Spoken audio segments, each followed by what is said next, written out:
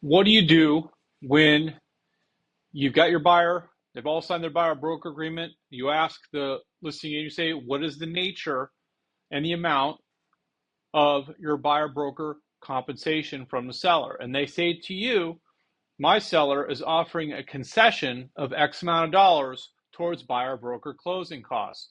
The cool thing is that NABOR actually has an addendum, an amendment for the contract. And it's very, very interesting. It's very, you have to understand that. That's very, very important. Remember, this is now part of the contract.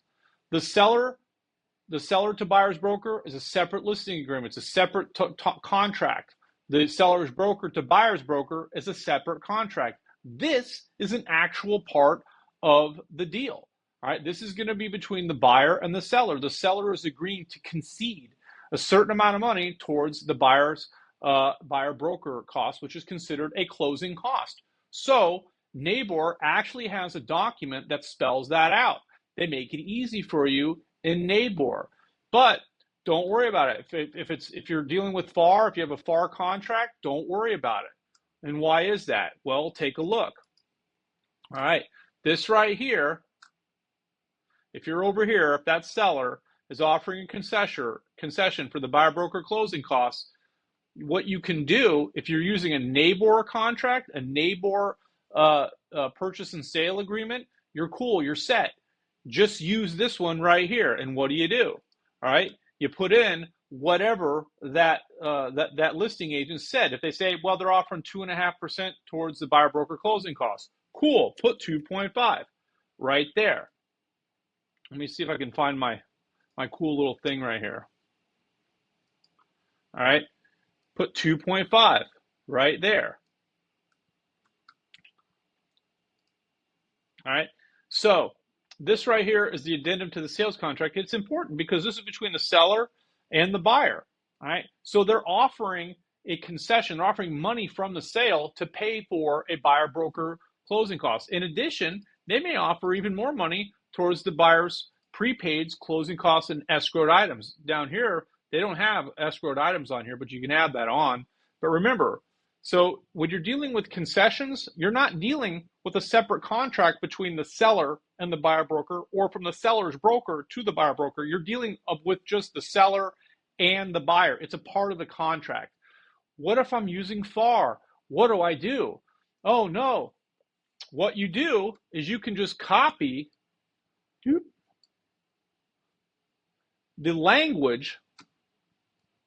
If you're using a FAR contract, all right, and if you don't know what to do, you can literally just copy the language, all right, because in FAR, they don't have an actual addendum, at least as far as I know, all right, that covers these, concessions, which is kind of pre-made for us. But what you're going to do is you can do seller shall, and I'm just copying, provide a credit to buyer at closing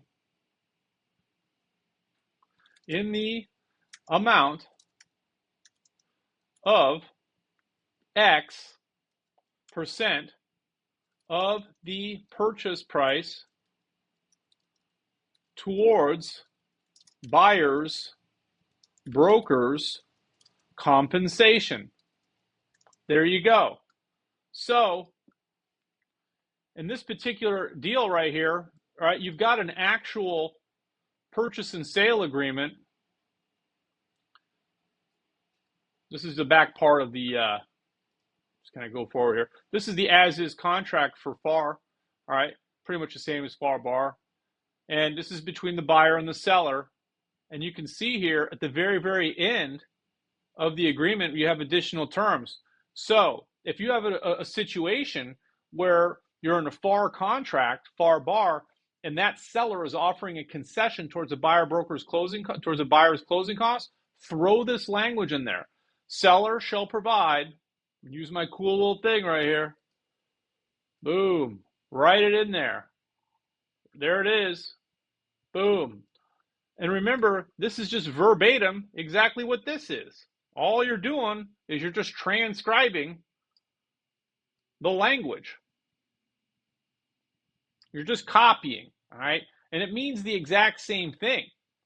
All right, it's not the end of the world. So if you have a FAR contract and they're offering seller concessions, go ahead and use this language right here to cover your buyer broker agreement. Remember, this number here has to be less than or equal to whatever that buyer broker has agreed to pay you.